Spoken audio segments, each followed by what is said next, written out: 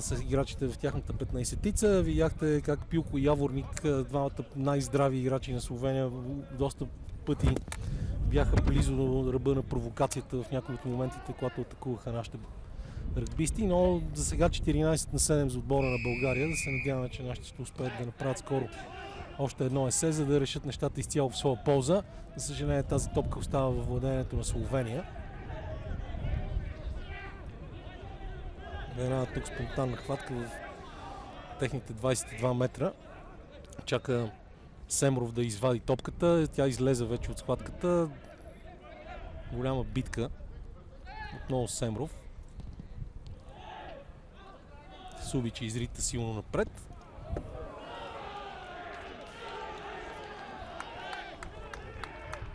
Добро начало за български отбор.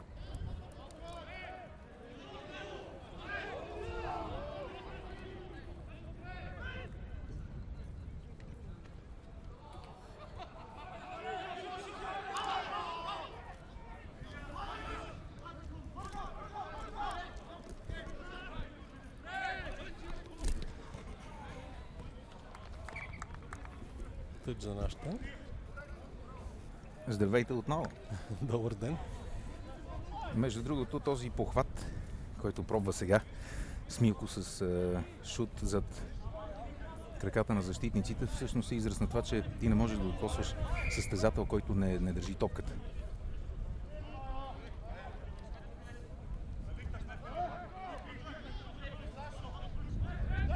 Беше ли трогателно, когато легнах на тревата до тон? Разбира се, успяваме да вземем топката. Напред. Неправилно изпълнение в тунела, говорихме за това. Да. Ще има схватка за отбора на Словения. За съжаление. Не можах да попитам треньора ни Трифон Костадинов. Не исках да го разсейвам, защото е много концентриран в това, което прави. Смяна сега в български отбор. Излезе Теди Богданов влиза. 31 номер Георги Гаврилов. Това е Тео, според мен. Да. Тео имаше проблеми с лакътя на една от тренировките. Сега същата ситуация при изпълнението на тъча. Тя топката ще бъде за нас този път. Да, на 10 метра, на 10-тия метър от центъра сме. Не, всъщност не, напротив. Даже сме си направо в 22-та на Словения. Наистина ли продължи цели 45 минути? Да, точно 45 минути продължи. Ето тук Антонио щеше да е много полезен в това изваждане на топката от схватката от номер 8. В случая с номер 25 в тази позиция застана Мануел Поповски. Наричаме го Ману. Но не Маро Чао. Не. Нито пък Мано Негра. Да видим този тъч. Да, на последния човек този път правилно изпълнение. Топката е в нас. Нисък пас към Смилко и той подаде ниско, но сега трябва бързо да се разиграе. Топката продължава да е наша. Усетих, че момчетата са изключително не ентусиазирани, много мобилизирани, но ето наистина тези грешки, за които каза и нашия менеджер Димитър Петров.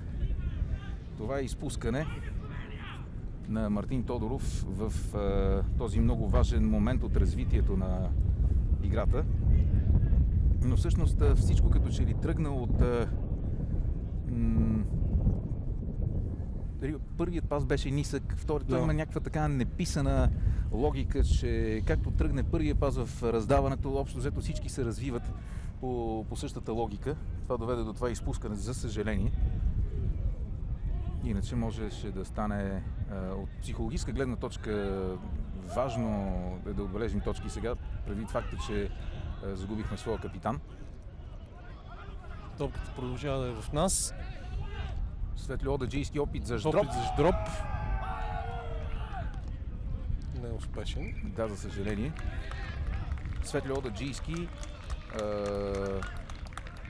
много се старае в тренировките.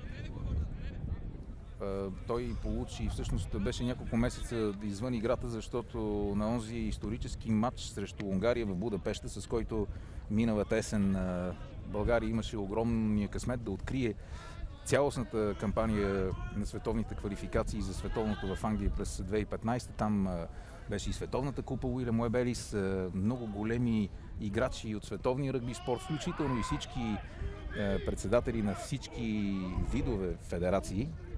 Той там получи един тежък удар в главата, хематом, който абсолютно задължително го постави в ситуация на задължителна почивка за дълго време. Сега той се завърна. Тук се отвори дупка в нашата отбрана. Много неприятна дупка в нашата отбрана и тук трябва вече да има спиране. Браво, добър блокаж. Чудесен блокаж. Отново... Но спечелиха прекалено много пространство словенците. Става техен играч да лежи на терена, държи се за главата. Важното е, че в този момент нашите успяват все пак да ги блокират, но това вече ще бъде се за Словения. Изключително неприятно. И възможност за словенците да изравнят.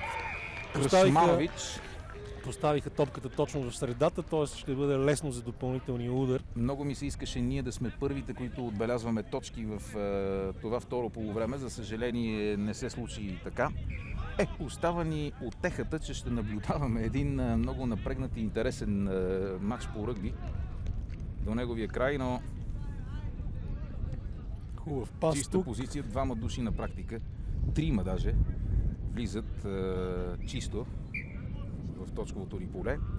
И Крашманович можеше да бъде вдигнат от тях двамата и да бъде поставен на мястото, където той остави топката, за съжаление.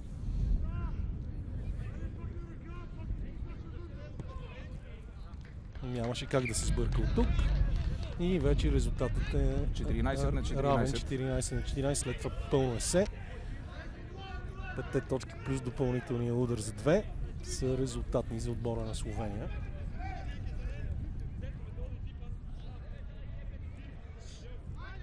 Както се вижда по клоните на дърветата, които обграждат... Саевич, само да кажем, че е човек, който отбеляза тези 2 точки. Игрищата на Националната спортна академия, пролетта всъщност май още не е дошла. Няма листа.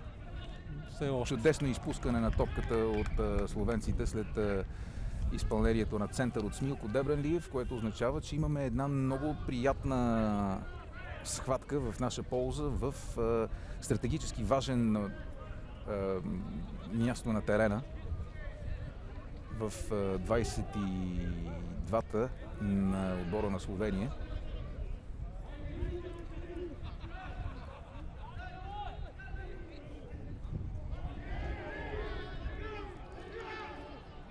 Виждаш как тяхната деветка дебне като оса. Да.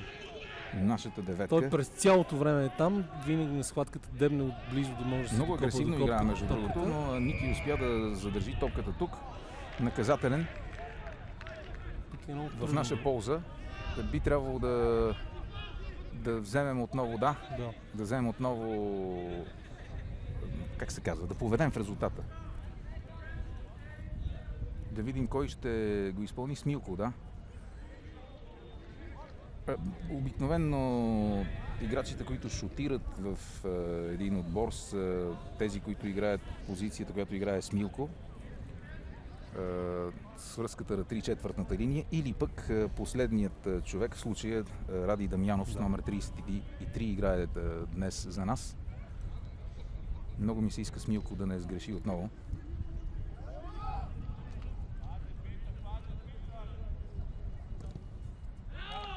Смилко като един истински Джони Уилкинсън се справи в този момент, понеже много пъти казваш, България повежда с 17 на 14, много бързо след тесето успяхме да отбележим и отново да си върнем водачеството. Много пъти казваш 3/4 линия, обясни с няколко думи на нашите зрители. Всъщност един отбор по ръгби е разделен на грубо казано на две секции от играчи.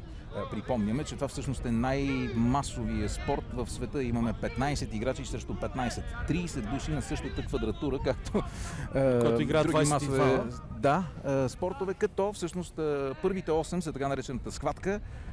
Нарича се също така и меле или нападатели и защитници. Това са тези останали 7 играчи, като организаторите на играта са състезателите на позиция номер 9 и номер 10.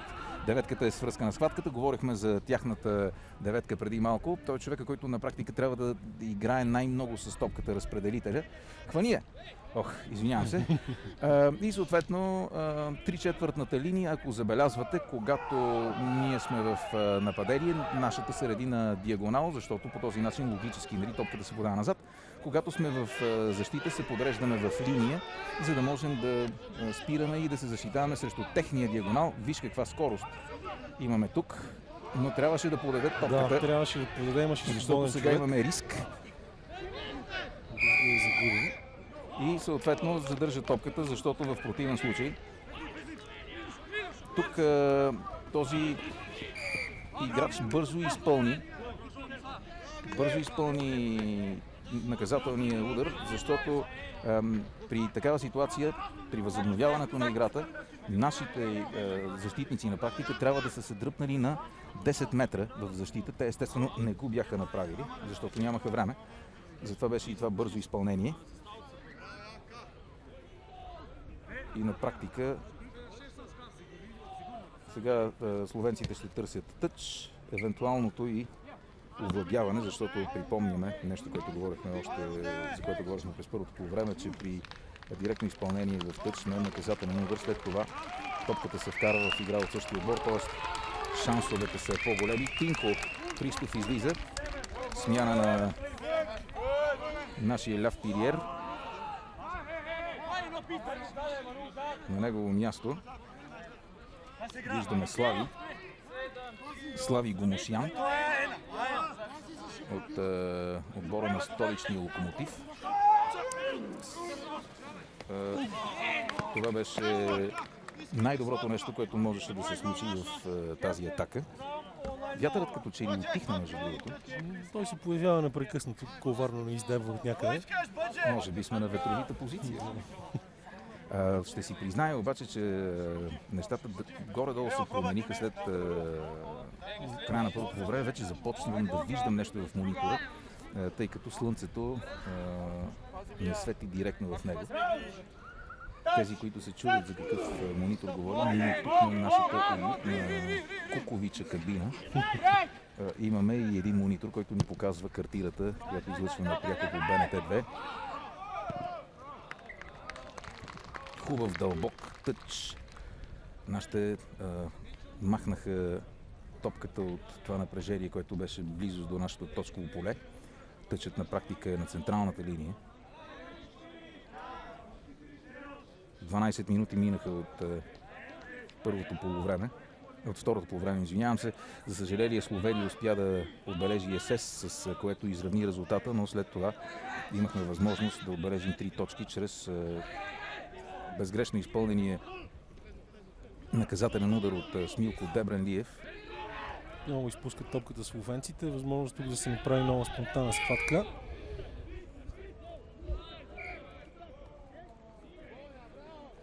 Както винаги най-близо топката е Радель Семров. Някой каза нещо на съдията от нашите и съответно той дръпна с още 10 метра дълбочина в нашата половина. Изнервени са нашите. Той и Антони Иванов сподели това, че се надява нервите на нашите да издържат. Когато каза нашите да издържат психически, имаше предвид да не избухнат в някакви нервни моменти. Заради тези наистина отдолу се виждаха много добре тези няколко поредица от високи блокажи. В ръгби не можеш да блокираш освен човек, който не носи топката, но и от врата включително нагоре. Направиха смяна словенците, пуснаха с номер 19 Върхунец. Страхотно име. Да, Върхун си е нещо като такова върхово постижение. Напомни ми на българската алтернативна група Дерхунц. Макар че няма нищо общо с името й. Притеснително е, че някой ми е откраднал химикалката. Веднага получаваш една от мене. Притеснително е, че аз минах само около нашите играчи. Намерих и извинявам се. Бил съм я сложил на сигурно място. В момента има известно затишие на игрището. което в интерес на истината леко ме притеснява. В последните ни домакински матчове тук в София, да припомним, миналата есен победихме тук Австрия, преди това спечелихме всъщност бараж за качване в тази по-висока група, победихме Унгария, като унгарците ни водеше. Беше подарък, но веднага след това и ние успяваме да се върнем. Не успяваме. Не. За съжаление, този опит за пресичане от Даян Иванов. Ето тук Мануел запази уж добре топката в началото, но след това я даде на крилото на схватката.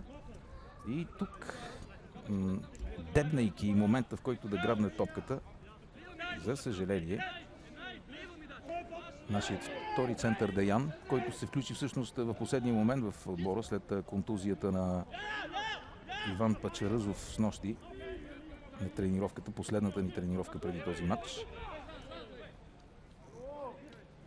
Прави впечатление, че много се опитват да пробиват между 9 и 10 номер словенците.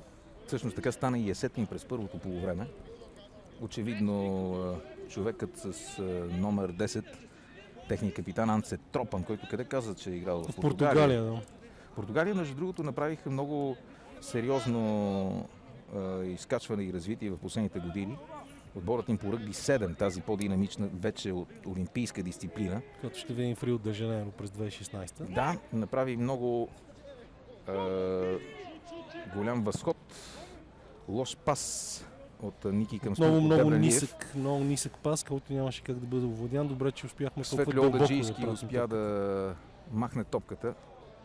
И всъщност тук някак си не успя да отвори ъгъла на своя шут повече и да изкара в по-голяма дълбочина словенският играч. Той така или иначе всъщност нямаше много голям избор, защото неговите играчи ги нямаше. Нямаше кой да го подкрепи в защита. Много ми се иска сега да изпълним добре и стабилно този тъч. Намираме се почти в средата на второто полувреме. България продължава да води с крехкото 17-14.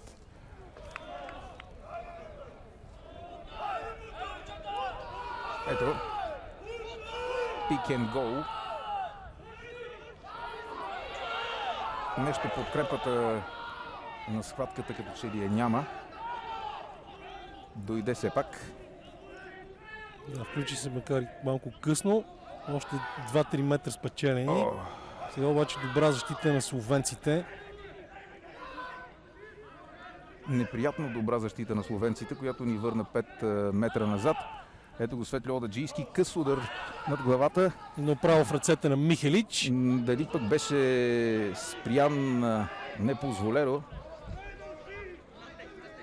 Тук трябва много спокойно да се изиграе тази топка от Влади Методиев.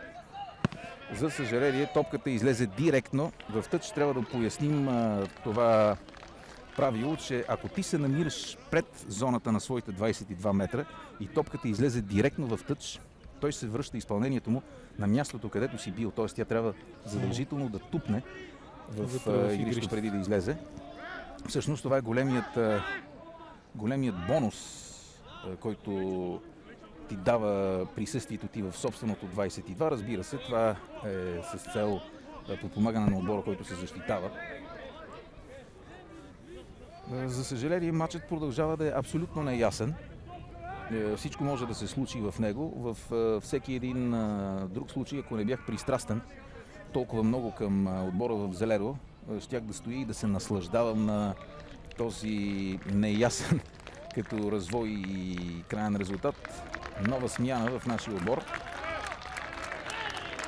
Излиза Даниел Боянов. Не, излиза Влади Паризов, това е нашия талоньор. Да. И вместо него ще гледаме новия ни талоньор, който ще ви обясня тази шапка за какво се използва. Тя всъщност предпазва основно ушите. Това е Драго Радин. Наказателен в полза на Словения сега за хвърляне в спонтанната схватка. Неприятен наказателен удар. Аз все пак бих предпочел те да изпълнят, да опитат да бият вътре, защото е доста далеч и шансът да успеят не е много голям. Естествено, оцелиха тази ситуация словенците и ще играят за чисто владяване в тъча и възможност да отбележат есе.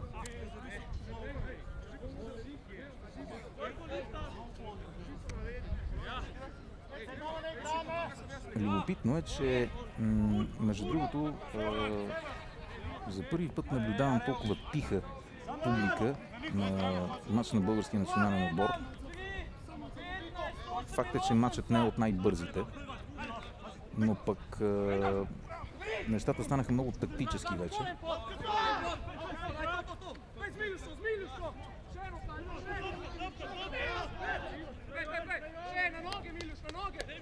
Словенците пак са много близо, много опасно близо. Виж се, аз в тези моменти не искам да гледам, затова ти коментирам. Аз не се шегувам. Браво. Сега много добре се защитават нашите. Да, но ето тук, видя ли как мина под блокажа?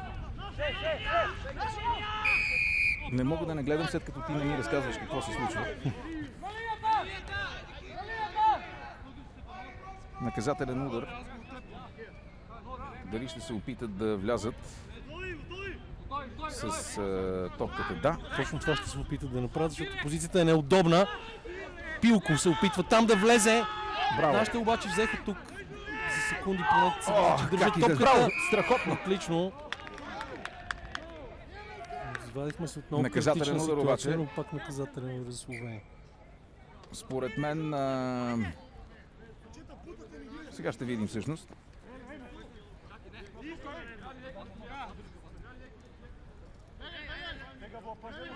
Да. Според съдията беше сформирана спонтанната схватка. Ето отново играят.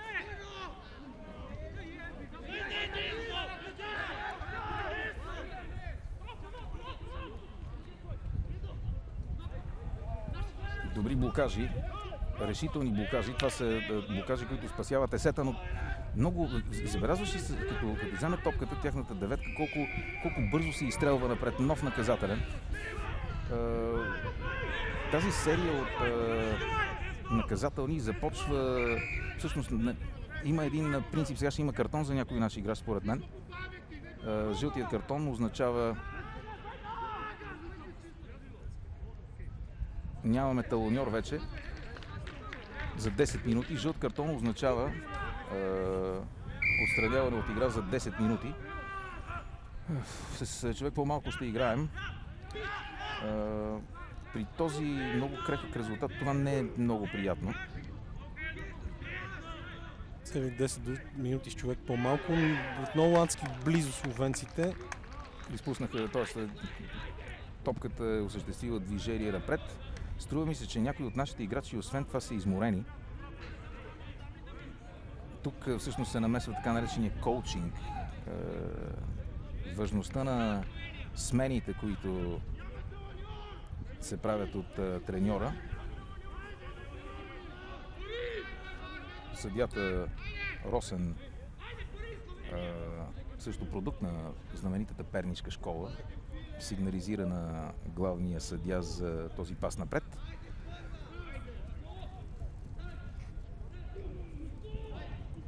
Така че за нас е много важно не само сега да спечелим тази схватка, но и да задържим максимално топката в своите ръце, за да не можем да бъдем наказани заради това, че сме с 14 Да, всъщност души. Слави Гомушян е талоньор в тази схватка.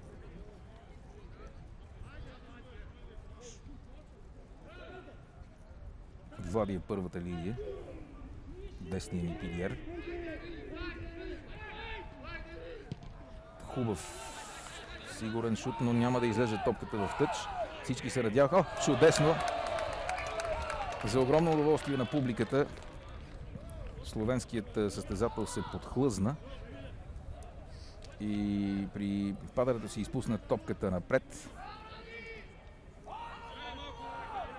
Това е Йованович, виждате тук на забавеното повторение. Той можеше да я хване добре, веднага да търси комбинация с пас наляво към Хорват и разгръщане на нападението, но може би не е с достатъчно дълги бутони. Остават малко повече от 15 минути до края на този матч. И около 7 до изтичането на наказанието. Драгомир Радин.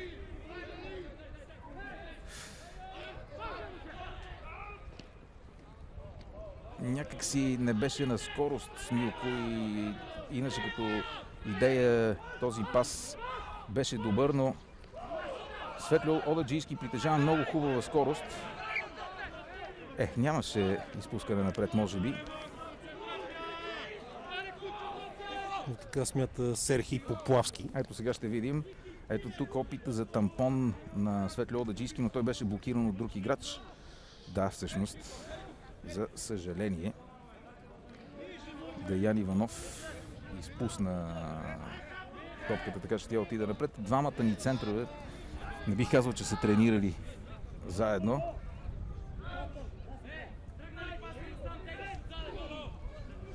При всички случаи, обаче, когато ние притежаваме топката, това е огромно преимущество за нас, предвид факта, че всяка минута при човек по-малко.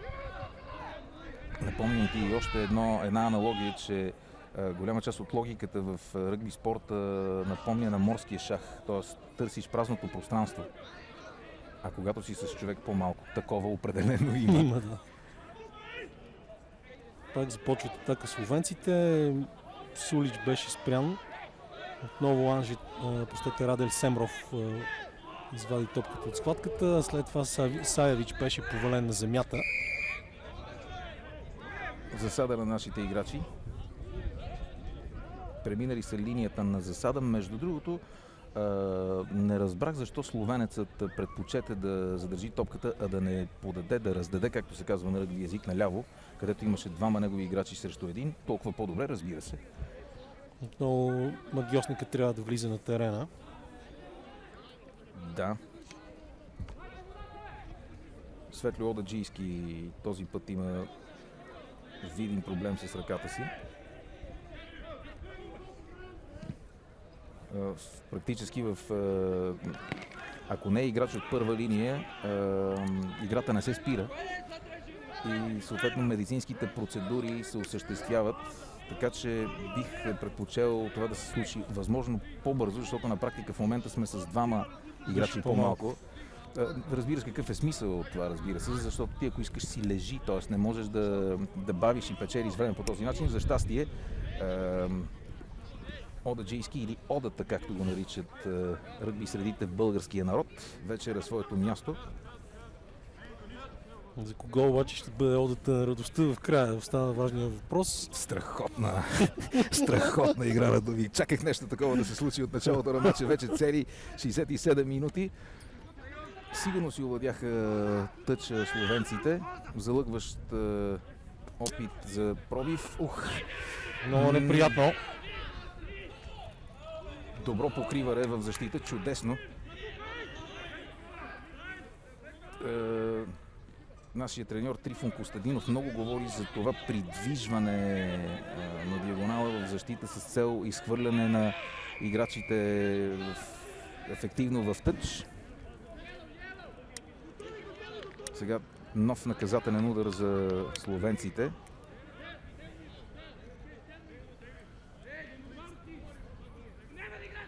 Да виждате как рита там неприятно с кръчето Радель Семров през цялото време. Той трябва да си освободи топката. Във Франция наричат това упражнение изтривалка.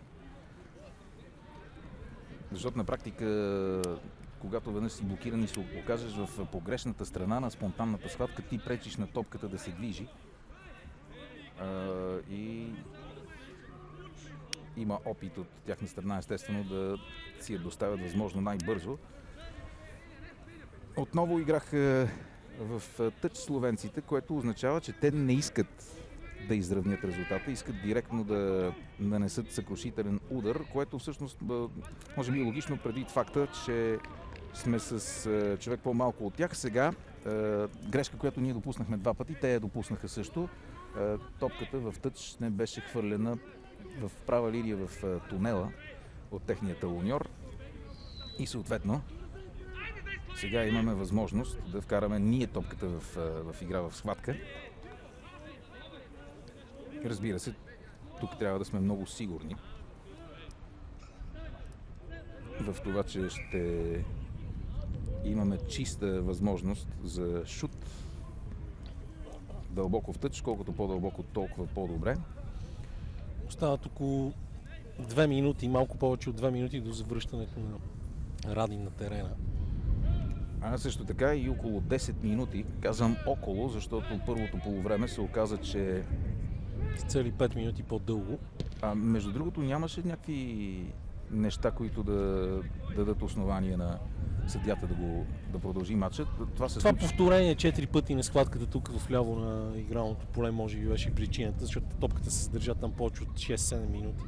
4 пъти се повтори тази схватка. Ръгби играта в световен мащаб много се развива в последните години, именно в това тя да става по-бърза, да не спират схватките. Има промени в правилата.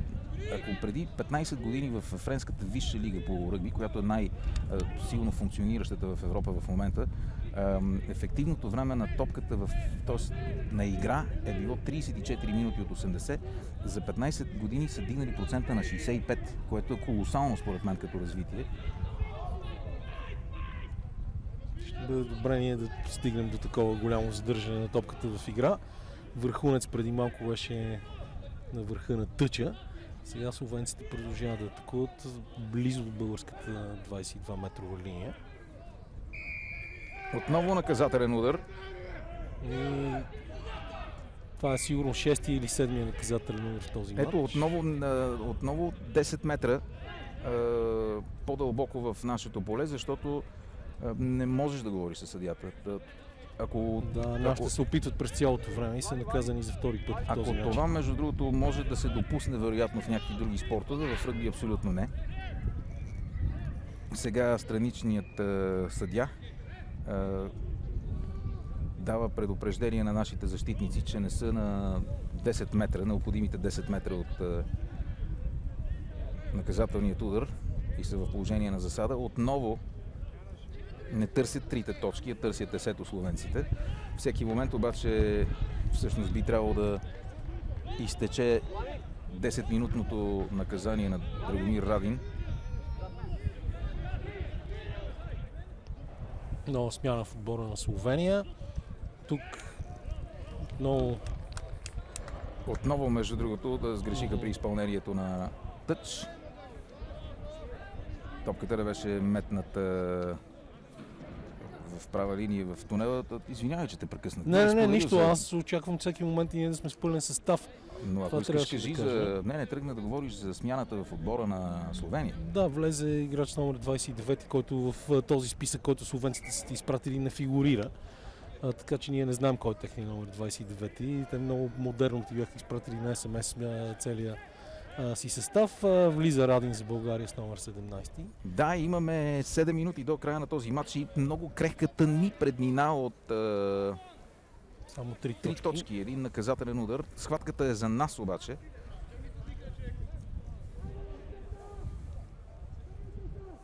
Ако победим и вие чуете звук от целувка, да знаете. Ще си целунал сигурно президента на федерацията, който идва при нас. Не, кедър на теб се мятах в интерес на истината. Лошо обаче, че този шут напред беше пресечен и словенците отново си връщат владението на топката и пак са в опасна близост до българската точкова линия. За щастие.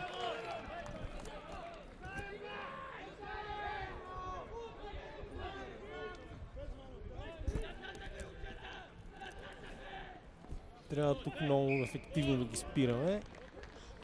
Пуснахме топката. Точно така, схватката е наша. Трябва много разумно и пестеливо да се играе тук. Може би последна смяна ще бъде извършена в български отбор, защото се готви да се появи с номер 7 Владислав Михов. Искаш ли да ти уредя да направиш интервю с президента на федерацията? Всичко ще зависи от това колко време ще не би могъл да го направиш сега. Да, но сега е много напрегнат момента. Това е проблема.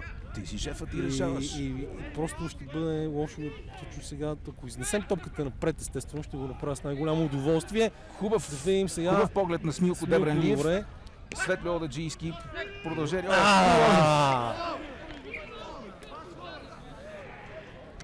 Малко кашкавалени пръсти. Връщам се към думите си отпреди малко, че трябва много умно да изиграем тези последни минути. Всичко вървеше чудесно, но ето тук. Отново напомним обаче, че аз не бих винил за това Влади Методиев. Да, би винил човек, който подава пас. Отново казвам, че Деян Иванов се включи в последния момент, т.е. естествено не искам да се извиняваме с това, но при всички Още една смяна в български отбор, излиза Влади Борисов. Става първи, пуска терена в този момент. Има около 5 минути до края. Да се надяваме, че няма да има безмислени продължения. Супер! Браво, Ники! Много са решителни, много са важни да са убедителни и решителни блокажите и сега, защото те до голяма степен ще обезкуражат отбора на Словения.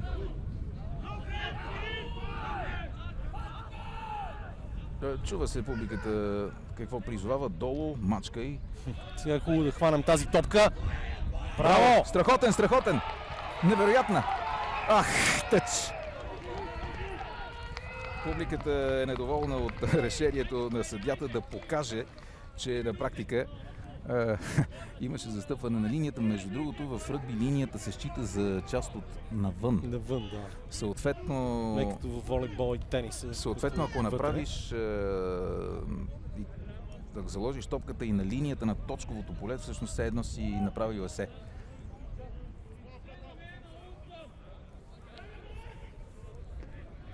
Три минути и половина до края.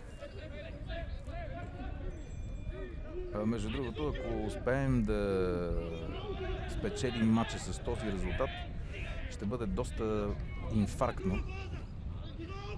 Не ми харесва това. Много добре се разви до този момент атаката на Словения. Тук трябва вече някой да бъде спрян. Много добре. Между другото, тази топка трябва да бъде изчистена незабавно.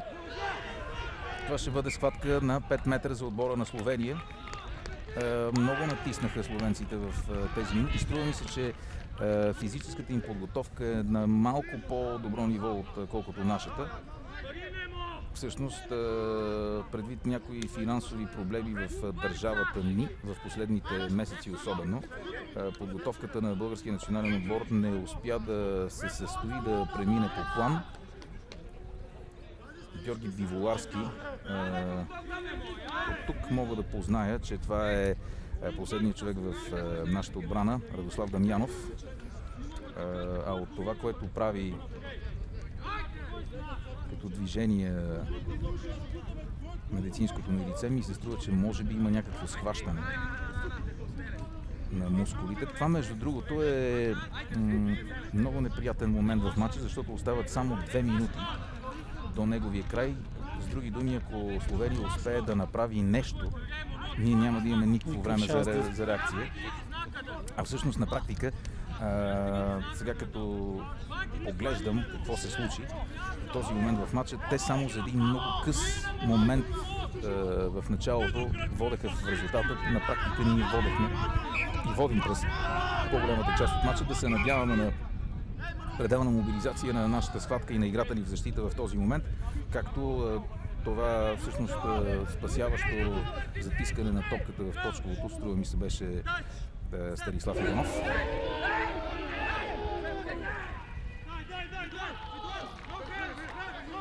Както се казва, до тук добре. Върнахме схватката им с няколко метра назад. Много се притеснявам от това. Тук е много важно да не се допусне грешка на правилника. Точно така допуснаха и те. Страхотно.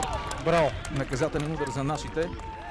Припомням, че окаже ключовия момент в матча. Припомням, че ако топката бъде изритана чисто в тъч, след това ще имаме възможност да изпълним и въпросния тъч ние, което ни дава още време. Надявам се също така, че няма да има нови 5 минути продължение. да, Точно на това се надявам. Ето смяна. Влади. Методиев излиза.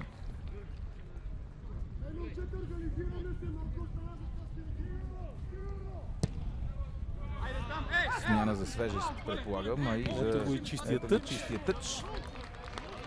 Стават по-малко 10 секунди до края на редовните 40. казал не всичко е въпрос на Серхий Поплавски. Той ще... Защо Серхий, не е ли Сергий? С Х, по принцип, украинците го губят това Г. Те не го използват въобще. Така... Но иначе, ако използваме пък любимия ми руски език, е Сергей. Много важно това спомене. Колкото никога не съм искал да поцелуна повече от днес. Жалко, че Васил Иванов избяга. Лошото е, че не успяхме да си овладеем нашия тъч. Борихме този масивен словенски играч. Топката обаче отива в дясно на тяхната атака.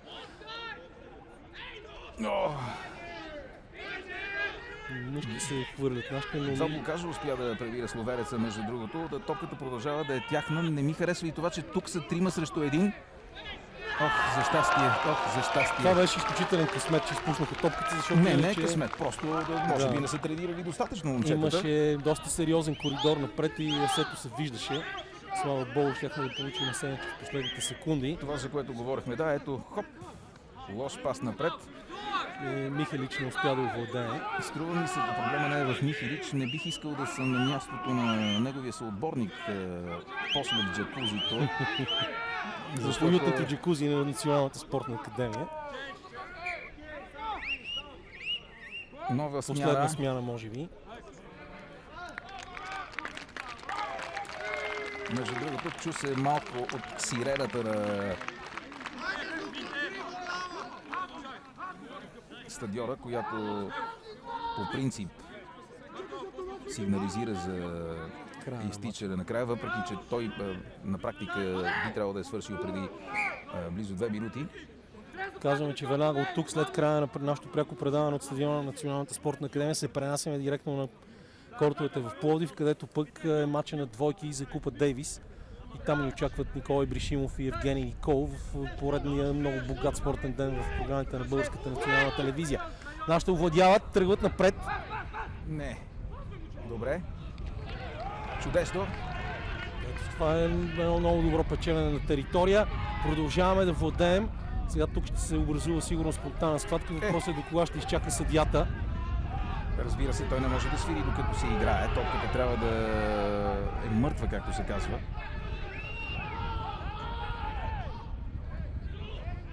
Би трябвало да изпълняващия длъжността капитан да го попита при следващата спряна топка колко време има още, за да знае дали да изрита топката в тъч, ако е в наше притежание. Чудесен тампон. Заклещен между двама с Милко Дебренлиев. Засада на играчите в защита от страна на Словения. Наказателен, който всички искат да го изпълним вътре. Напълно възможно е това, разбира се, на 30 метра. Прегръщат окуражително с Милко неговите съотборници. В случай, че той успее, вече се отделяме на 6 точки и всъщност само пълно есе би нанесло непоправими щети. Непоправимото и би съсипало не просто моята съботна вечер, но пролетта би била тъжна. Да се надяваме, че това няма да се случи. А всъщност добре би било първо Милко и да вкара, де.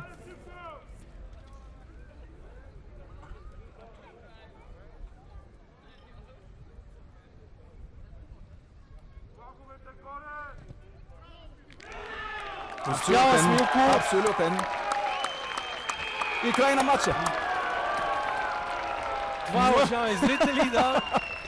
20 на 14 за България, 15 от тези 20 точки са дело на Смилко Дебренлиев, който сгреши само един път при изпълнението на допълнителния удар след тесето, отбелязано от капитан Антонио Иванов. За съжаление, Антонио Иванов напусна на полувремето контузен, но въпреки това в един много труден матч България успява да победи Словения с 20 на 14.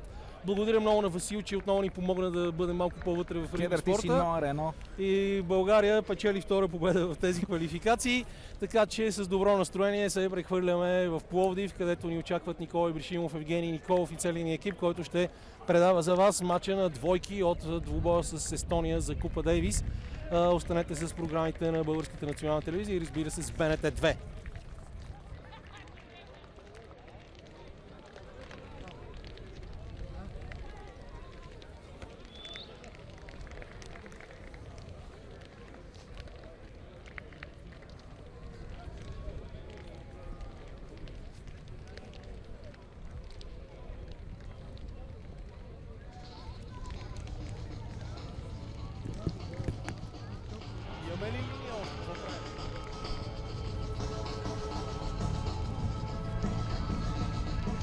Добре. Тази музика достатъчно слаба ли е или да опит мога да такова? Васе, ще помогнеш ли малко само да намали, за да мога да предам нещо за новините?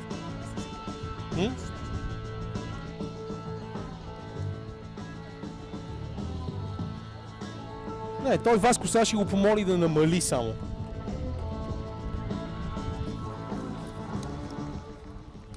Супер, ей така идеално. Добре, айде, сега ще опитам да измисля някакви 20 секунди изключително компетентно. 1, 2, 3, 4, 5. Националният отбор по ръгби на България спечели втора победа в квалификацията за световното първенство през 2015 година в Англия на стадиона на Националната спортна академия. Нашите победиха в изключително драматичен двубой тима на Словения с 20 на 14. 15 от тези точки вкара Смилко Дербенлиев. Единственото есе за български отбор беше дело на капитана Антонио Иванов, който напусна контузен на полувремето. Въпреки неговото отсъствие, българите се поздравиха с успех. Айде стига толкова, по-умно не мога да го направя.